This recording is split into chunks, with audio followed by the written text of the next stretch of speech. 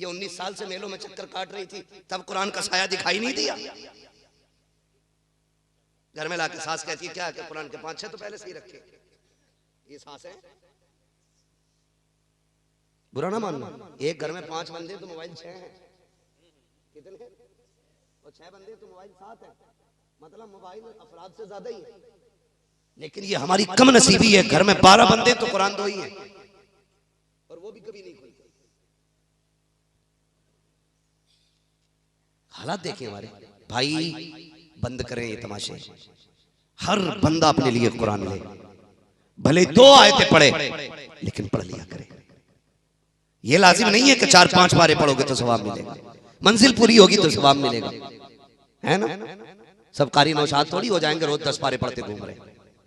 अरे 10 आयतें पढ़ ले अल्लाह के बंदे, 10 आयतें वो भी नहीं कर सकते, 3 आयतें पढ़ो, ये भी नहीं कर सकते ना, तो एक ही आयत पढ़ लो। अगर पढ़ना नहीं आता है तो रोज कुरान खोल के उसकी जियारत कर लिया करो यार, इसी बहाने कुरान देख लिया करो।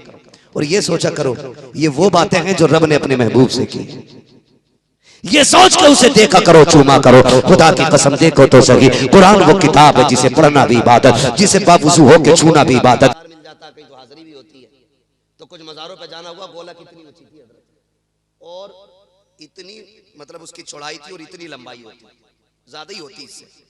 उसमें इतने नोट थे कि लोग लकड़ियों से ढकेल लेते, और शीशा लगा था उसमें, ऐसा नहीं कि साहब वो नोट ही नहीं गुजरा, वो फुल भरी थी, है ना। कोई मसला तो नहीं भाई, अगर हो तो टेंशन नहीं है। पाए मोरा लंगनेस मुल्क खुदा तंगनेस, सूफी मुंशी तालिब मियां साहब कबला बैठे, अल्लाह का शुक्र है, अल्लाह ऐसे 4-5 सूफी और पैदा करे जो कौम को सही मंजिल की निशानदही करे। हजरत अक्सर मुझसे कहते हैं कि जब भी बोलना सच बोलना, बात कड़वी लगे या मीठी लगे, कहना हक बात। और यही आदत हजरत की भी है। मैंने देखा बड़े बड़े जलसों में कभी कभी बड़ी बड़ी पगड़ी वालों पे भी ठंडा कर दिया, पगड़ी वालों पे भी जोश खरोश, इसलिए कि लिमिट में मसला रहना चाहिए। तो होता क्या, तो उसमें ठूस रहे गोला। मैं उसे कुछ देर देखता रहा, मैंने कहा वाह क्या निजाम है लोगों का, किसी की तनख्वाहें पूरी नहीं हो रही है और कहीं नोट आ ही नहीं रहा, भरा जा रहा। हमारी कौम गलती करती है, जहां जरूरत नहीं है वहां ठूस के देती है, और जहां जरूरत है वहां मांगने पे भी नहीं देती। पहले मदरसे बड़े शान से चलते थे हजरत, आप हमारे बुजुर्ग हैं, ये तमाम तर उलमा। मैं अपने एक तजर्बे की बात बता रहा हूँ, हमारे बचपन में मदरसे अच्छे चलते थे जबकि कोई सरकारी मदद नहीं आती थी, आप ही लोगों के पैसे से चलता था मदरसा। लेकिन आज यही मदरसे परेशान हो गए। उसकी वजह क्या जानते हैं? एक तो सबसे बड़ी वजह यह है कि पहले पीरों को सिर्फ नजराना दिया जाता था, अब तो उश्र भी पीर साहब ही ले जा रहे हैं, खैरात भी पीर साहब ही ले जा रहे हैं, कुर्बानी की खालें भी पीर साहब को ही जा रही हैं, फितरे का पैसा भी पीर साहब को ही जा रहा है, ज़कात भी पीर साहब को जा रही है। मैं इस बात का इनकार नहीं करता भाई, मदरसे का जो हक है वो मदरसों को दो, पीरों के नाम अपनी जमीनें करा दो। पीरों का मुखालिफ नहीं हो, जमीन दे दो पीर साहब को अपनी, लेकिन मदरसे वालों के साथ ये सितम ना करो। एक एक मुरीद हजूर को मालूम है कितने कितने दे रहा हजूर को, हुजूर ना समझे, हजूर में पहले ही बता दूं, एक एक मुरीद 3-3 लाख की रसीद हजूर की कट रही है। मदरसे वाले पूछते हैं, कहते हैं ना वो हजूर ले गए। अबे हजूर था कि डाकू था? मदरसे के नाम का भी कुछ नहीं बचा। कुछ बातें ऐसी हैं जो मैं इससे आगे महफिल में नहीं कहना चाहता, हजूर मिलेंगे तो इंशाअल्लाह कहूंगा और हजूर ही से कहूंगा, मगर आपसे इतना कहना चाहता हूं, ये मदरसे हमारे आज जो दाढ़ियां सलामत है ना, ये इन्हीं मदरसों की देन है। आज जो कलमा आता है ना हमारे बच्चों को, ये मदरसे की देन है। आज जो टोपी लगानी आई है हमें, ये मदरसों की देन है। अगर कुछ बेटियों के सर पे दुपट्टे सलामत है ना, तो मदरसे की देन है। अगर ये बंद हो गए ना, कोई जनाजा पढ़ाने वाला नसीब नहीं होगा। हजूरों के चक्कर में मत रहियो, ये पहले बता रही हो। कारी साहब कई हजूरों के पीछे नियत बांध ली मगरिब की, तो 3 रकात ऐसा लग रहा था 3 साल से खड़ा हूं पीछे। कुरान से ज्यादा अपने सजरे पे ध्यान दे रहा। इसे ये नहीं पता कुरान में मंजिलें कितनी है, ये पता मेरी 7 पुश्तों में इतने वली हुए। कयामत में ये नहीं पूछा जाएगा कि बता तेरी नस्ल में कितने वली हुए। बिदरम सुल्तान बूथ के नारों से कुछ नहीं होना। तू बता तू क्या है, तू भी कुछ है कि नहीं? लोगों की लाइन पीछे है, औज़ुबिल्लाह बिस्मिल्लाह नहीं आती। तुम यार इंसाफ करो, आपको इंसाफ करना पड़ेगा। जहां रात के 2 बजे से लेकर रात के 12 बजे तक कुरान की तिलावत चलती हो, जहां 3 बजे से लेकर के रात के 11 बजे तक अल्लाह के जिक्र की सदाएं गूंजती हो, बताओ वो मकाम अच्छा है या जो तुम्हारा पैसा लेकर के विदेशों में जाकर के मौज की जाती हो, वो खर्च करने की जगह अच्छी है। अपने पैसे इदारों में लगाओ, कुरान पढ़ने वालों पे लगाओ। अगर इनको नमाज जनाजा पढ़ाने बुला लिया तो जनाजे से ही कुटाई शुरू हो जाएगी। ऐसी कौम पे पैसा लगाओ जो जनाजे पे भी काम आए, कब्र में भी काम आए और मैदान क़यामत में खुदा की बारगाह में भी काम। क्या बात है, क्या बात है। नजराने पीरों को दो, मैं मना नहीं करता, लेकिन ज़कात मदरसों को दो, देंगे इंशाल्लाह। अरे बोलो यार, हमारा इस्लाम कहता जो दे सकता वो दे, जो ले सकता वो ले। मैं उन लोगों से नहीं कह रहा हूं जिनकी लेने की हैसियत है वो लें, और जिनकी देने की हैसियत है वो जोर से वो दें। और मदरसे की बरकतें कितनी आपकी बस्ती में, तो आप नसीब वाले हो। खुद एक बहुत बड़ा खतीब रहता है, रातों दिन आप गुफ्तगू सुनते होंगे अल्लामा साहब की। मैं बस एक बात बता दूं, मदरसों की बड़ी बरकत है। फरमाया गया कि अगर हो सके तो मकान मस्जिद के करीब बनाना। क्यों? कहा मस्जिद पे जब खुदा की रहमतें बरसती हैं ना, तो 2-4 छींटे बगल वाले मकानों पे भी गिरा करती हैं। और लोग ये भी फरमाया गया, हमारे सूफिया इकराम ने फरमाया कि खिड़की तो लगनी है मकान में, हवा की नियत करके नहीं, अजान की नियत करके लगवाया करो कि इससे अजान की आवाज अच्छी आया करेगी। ये नियत बदलने में देखो काम बनते जा रहे हैं। मस्जिद के करीब घर हो, खुदा की रहमतें बरसती है। याद रखिएगा, पूछना कभी अल्लामा साहब से, अकेले में पूछ लेना। जब किसी कौम से अल्लाह नाराज होता है ना, किसी बस्ती से, हुक्म होता है फरिश्तों जाओ अब इस बस्ती का तबका पलट दो, पत्थर लेके जाओ गिरा दो ऊपर से। वो फरिश्ते चल के आते हैं, अभी बीच सफर में होते हैं, आवाज आती है ठहरो, पलट आओ। लौट के जाके कहते मालिक भेजा भी तूने था, बुलाया भी तूने, बता क्यों भेजा था, क्यों बुला लिया? का गुनाह देखे तो गजब में था, तुम्हें भेजा, वो भी फैसला दुरुस्त है। लेकिन जब तुम चले हो, अभी जमीन पे छोटा सा बंदा मेरा 10 साल की उम्र हो, और वो मुसल्ला लेके कुरान लेके बैठ गया, उसने बिस्मिल्लाहिर्रहमानिर्रहीम पढ़ा, मेरी रहमत शबाब पे आ गई। मैंने फैसला कर लिया, जिस जमीन पे मुझे रहमान कहने वाला बंदा हो, मैं उस जमीन पे पत्थर नहीं गिराऊंगा। अगर एक बंदा बिस्मिल्लाह पढ़ दे, अल्लाह पूरी जमीन का अजाब उठा लेता है। पूछो इन उलमा से, सुबह से शाम तक कितनी बार बिस्मिल्लाह पढ़ी जाती है, कितनी बार कुरान पढ़ा जाता है, कितनी बार रब की कुरान की आयतों की तिलावत होती है। सोचो तो सही कितनी बरकतें आती होंगी। पहली जिम्मेदारी तो आप लोगों की है, जो आप मदरसे के करीब रहने वाले लोग हैं, जो इस बस्ती के रहने वाले लोग हैं। आपकी जिम्मेदारी बनती है मदरसों को इतना मजबूत कर दो, इतना मजबूत कर दो कि उलमा को सोचने का वक्त ना रखे।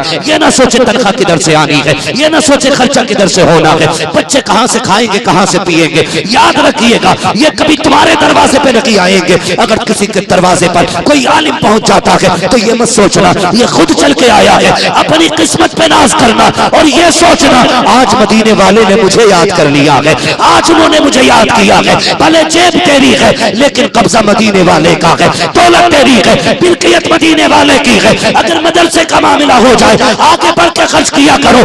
आज उनके मेहमानों का भरम रख लो, कल कयामत में मुस्तफा आपका भरम रख के दिखा।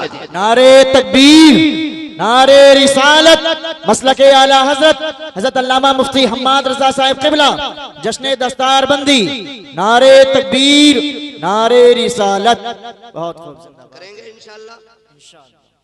ये जो मस्जिदों के झगड़े और बिरादरियों के झगड़े ना, उससे बेहतर ये अगर मुकाबला करना है तो फिर दीन के कामों में मुकाबला करें। किसी ने कहा है कि अगर कोई ये कहे कि 5 महीने की तनख्वाह मेरे जिम्मे, अगर है कोई मर्द तो फिर वो खड़े होकर कह दिया कर साल भर की मेरे जिम्मे। यहां मजा आता है और यहां सवाब भी मिलता है, लेकिन यहां नहीं। यहां दिए प्रधान ने तो हिसाब लेने बब्बा ना रहे। हिसाब दो पिछले साल का रजिस्टर। मैं तो कहता हूं अगर हिसाब लेने आए उससे कहना चल पूरे साल का खर्चा तेरे जिम्मे, हिसाब हम दे रहे हैं। 10 रुपए दे के बंदा हिसाब लेता है। सुनो हिसाब का एक दिन मुकर्रर है, हिसाब अल्लाह लेगा। आपसे भी, हमसे भी और सबसे। आज हम अपना काम करें, ये अपना काम करें, हिसाब उस दिन होना है। आप हिसाब में पड़ेंगे तो मसला बेहिसाब हो जाएगा। तो ऐसे पीरों से बचे जो हर 3 महीने में घूमने आ रहे हैं और खाल भी ले जा रहे हैं। ऐसा पीर मिले तो अल्लाह तौफीक दे तो खाल का जुब्बा सिलवा दो, हुजूर यही पहनो आप, मदरसे कंगाल कर दिए लोग। हाँ हजरत जी तकलीफ हो रही है, गोलक भरी पड़ी है। नोटबंदी हुई ना, नोटबंदी, कई खानगाहों में गला सड़ा नोट निकला, लूटम लाट, कोई मना ही नहीं कर रहा। मैं तो पीरों से गुजारिश करता हूँ, खुदारा जब कहीं जाया करो अपने मुरीदों से कहा करो, जब तक जिंदा रहना कुरान की खिदमत करते रहना। एक सच्ची बात हजरत है, कोई भी फन हो, नहव, सर्फ, मंतिक, फलसफा, कोई भी फन हो, ये सारे फन इसलिए पढ़ाए जाते हैं ताकि कुरान पढ़ना आ जाए, है कि नहीं? ये सारे फन इसलिए पढ़ाए जाते हैं कि कुरान पढ़ना आ जाए। आज हम चतुर्वेदी बने बैठे, हमें बिस्मिल्लाह ही नहीं आ रही। भाई किधर गया उधर, रास्ता भूल गया क्या? हैं? अदीब शहीर हमें कहा जा रहा है, खुतबा सुनो ना तो माथे पे पसीना आ जाए। हालात ये है। और भाई असल कुरान है तो वक्त कुरान को दिया करो। हमने भी नाइंसाफी की है, जो आता है खतीब को पैसा देता है, जो आता है शायर को पैसा देता है। हमने निजाम बदल के रख दिया है। क्या कि अच्छा होता जितने खतीब होने चाहिए, जितने नकीब हो, जितने जितने शायर होने चाहिए, उतने की कारी होने चाहिए, उतने की ताली होनी चाहिए। और होना ये चाहिए, पहले तिलावत होनी चाहिए, फिर नात होनी चाहिए, फिर तकरीर होनी चाहिए, फिर तिलावत होनी चाहिए, फिर नात होनी चाहिए, फिर तकरीर होनी चाहिए। और दूध दूध के पैसे देने वालों जितना शोरा पे लुटाते हो, खुतबा पे लुटाते हो, उतना की तिलावत करने वालों पे लुटाओ, ताकि बच्चों को पता चले सिर्फ तकरीर करने वाले को पैसा नहीं मिलता, नात पढ़ने वाले को पैसा नहीं मिलता, अगर कुरान पढ़ो तो कुरान पढ़ने वाले को भी पैसा मिला। गरीब तो हमने बनाया ना कुरान वालों को। बच्चा भी हिसाब लगा लेता, रमजान में एक ही बार मिलने 30 मिल जाए, 40 मिल जाए, उसके अलावा तो मिलना ही नहीं। शौक पैदा करो, कुरान की तिलावत की महफिलें रखा करो आप लोग, वरना कुरान के अंदर वो कमाल रखा है अल्लाह ने। अगर अच्छा कारी अच्छी आवाज में समंदर के किनारे पढ़ते खड़े होके तो लहरें रुक जाया करती। ये कुरान है। अगर यकीन ना हो तो पढ़ो तारीख, जब मेरा नबी कुरान पढ़ता था तो जो गालियां देते थे, बुरा भला कहते थे, वो छुप छुप के हुजूर की तिलावत सुना करते थे। ये भी तारीख है। पूरी काबीना बैठ जाती थी हुजूर के खिलाफ, अबू जहल, उतबा, शैबा बड़े बड़े बैठ जाते थे। ओ भाई उनकी बात नहीं सुननी है। अबू जहल कहने लगा सुनो भाई एक चीज पर रोकथाम करो। कहा क्योंकि सुना है वो कुरान पढ़ते हैं तो हमारी पार्टी के लोग कुरान सुनने जा रहे हैं, रोको वरना उधर ही चले जाएंगे लोग। तो बड़े बड़े लोगों ने मशवरा किया कि हाँ किसी को नहीं जाने देंगे। लेकिन जब ईशा का वक्त आया, महबूब ने कुरान पढ़ना शुरू किया तो जानते हो जिन्होंने पाबंदियां लगाई थी वही चेहरे छुपा के सारे कुरान सुन रहे थे, एक दूसरे को देख के भाग लगा दी।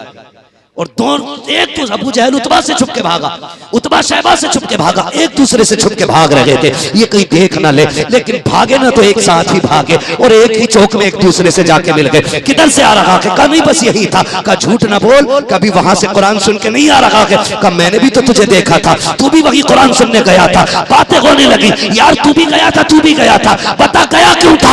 अबू जहल ने कहा यार जब मोहम्मद कुरान पढ़ते हैं इतना प्यारा पढ़ते हैं कि तबीयत मानती नहीं है, कहीं भी हो खींच के उनकी तरफ चला जाना पड़ता। नारे तकबीर, नारे रिसालत, अज़मत कुरान, जश्न दस्तारबंदी। कड़वी सच्चाई है, हम कुरान की बरकतों से महरूम हो चुके हैं। लज्जत ही नहीं रहेगी हमारी समाज में क्योंकि हमने कुरान की बरकतें छोड़ दी। अभी कोई खड़ा हो बांसुरी बजा दे, एक साइड करे उसके बाद करे कहो सुभान अल्लाह, मैंने पीछे से कह दिया, मैंने कौन सा कमाल कर दिया सुभान अल्लाह का। ये ढंग है हमारा भाई। मैं आपको बताऊं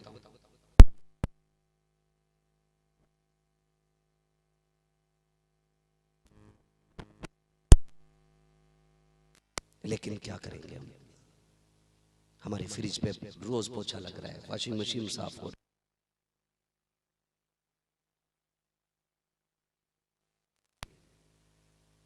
इसलिए कि वो भी सिर्फ लेके ही आई थी, पढ़ के वो भी कतई ना आई थी। हाँ? पढ़ के आती तो खुलता, वो भी उठाए चली आई, ये लो रख दो अलमारी में सजा के। रुखसत होती है ना, रुको रुको बीवी, लड़की ना बैठाना अभी, कहा क्योंकि पहले कुरान रखा जाए, कुरान के साए में बैठी जाएगी। आज कुरान का साया याद आया। जिसे देखना भी इबादत, जिसे चूमना भी इबादत, जिसकी जियारत भी इबादत है, उस किताब को तुमने पसे पुष्ट डाल दिया है और मरे जा रखे को तावीज दे तो बरकत न की है। जा कुरान छोड़ करके तावीज तो क्या पूरा बाबा ला के गले में लटका ले, कोई फायदा नहीं होगा। सुबह उठ के यासीन पढ़ ले, किसी तावीज की जरूरत नहीं है। तेरे नस्लों में भी बरकतें होंगी, तेरी फसलों में भी बरकतें होंगी। पढ़ता ही नहीं, आत्महत्या करने जा रहा, 40,000 का कर्जा आपा ने दिया ही नहीं, कह रहा ट्रेन से कटने जा रही हूँ, पेड़ से लटक गया, कमरबंद गले में लटका के मर गया। क्या गया किसी का यार? सुने, फरमाया गया जो रोज सूरह यासीन पढ़ता है ना, तो जिस दिन बंदा सूरह यासीन पढ़ता उस दिन पूरे दिन के काम उसके अल्लाह के जिम्मे करम में हो जाया करते। पढ़े ना कुरान को, समझे कुरान को। ये जो कह रहे हैं ना 7 बकरे लेकर ये 8-8 किलो के, तो इससे कोई भूत नहीं उतरता, बल्कि वो उतारने वाला खुद भूत बन जाता खाते खाते। 7 बकरे लेके जा रहा, 4 को याद ना हो रहे तुझसे, 7 बकरे ढूंढ ले आप, काले कलर के मंगाए, टीका ना हो, मर गया ढूंढते ढूंढते। आखिरी शर्त इतनी खतरनाक लगा दे बाबा के पूरी नहीं होती। कह रहा मुर्गा ऐसा हो जिसने कभी अजान न दी हो, तो पूरा होना चाहिए।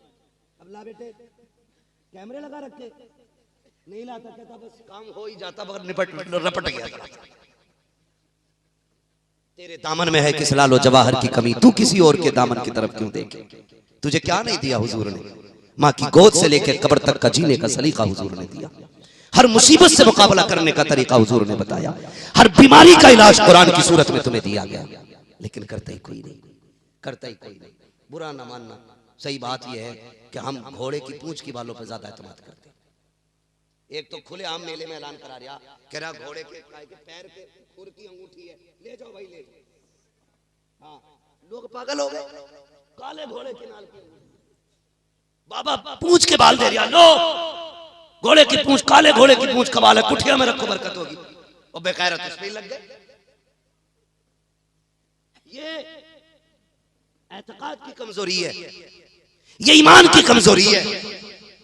सुन, मतला घोड़े की पूंछ के बाल, ना लागूठी, वजीफा बना ले। 10 बार सुबह को हुजूर पे दुरूद पढ़ना है, 10 बार शाम को हुजूर पे दुरूद पढ़ना है। सुभान अल्लाह, सुभान। ये वजीफा बना ले, ले तस्बीह बैठ। किसी दिन तो हुजूर तवज्जो करेंगे, किसी दिन तो उनकी नजर उठेगी। कभी तो कहेंगे ना, ये कौन है जो सुबह शाम दुरूदों के गुलदस्ते भेजता है? कौन है ये जिसने मुझे मेरे ऊपर सुबह शाम दुरूद के तोहफे भेजे? कभी तो हुजूर की महफिल में तेरा नाम आएगा ना, कभी तो नाम खुलेगा ना। क्या आज जो दुरूद भेजा अब्दुल रहमान ने भेजा था, ये 10 दिन से जो दुरूदों के तोहफे आ रहे हैं, ये फला का बेटा भेज रहा है, ये फला का शहजादा भेज रहा है। खुदा की कसम, जिस दिन उनकी महफिल में तेरा नाम आ जाएगा, समझ लेना तेरा यहाँ आना भी कामयाब हो जाएगा, यहाँ से जाना भी कामयाब होगा। क्या बात है, क्या बात है, बहुत खूब, जिंदाबाद जिंदाबाद। लेकिन इसकी फिक्र ही कोई नहीं है। बस अल्लाह आपको और हम सबको अक्ल सलीम अता फरमाए, हमें हक पे अमल करने की अल्लाह तौफीक अता फरमाए। जो जरूरी काम है वो कीजिए। मैं लच्छे नहीं मार रहा हूं, मैं आपको खुश करने नहीं आया, लेकिन मैं समझाने आया। आज पूरी दुनिया मदरसे बंद करने पे लगी है, सिर्फ इसीलिए कि मदरसे सिर्फ बंद हो जाएं और आधी रूह इन लोगों की निकल जाएगी। आधी हमारी आपकी जिम्मेदारी बनती है। जो तहरीक सुफ़ा के चबूतरे पे बैठ के मेरे महबूब ने शुरू की थी, इस तहरीक को हम क़यामत की सुबह तक बचा के रखेंगे। बोले इंशाअल्लाह, बोले इंशाअल्लाह। हम अपने बच्चों को भले ही एक वक्त की चटनी खिलाएंगे, दाल से खिला देंगे, नहीं होगा एक दिन का रोजा रख लेंगे, लेकिन कुरान की तालीम में कमी नहीं आने देंगे। करेंगे इंशाअल्लाह ऐसा ही।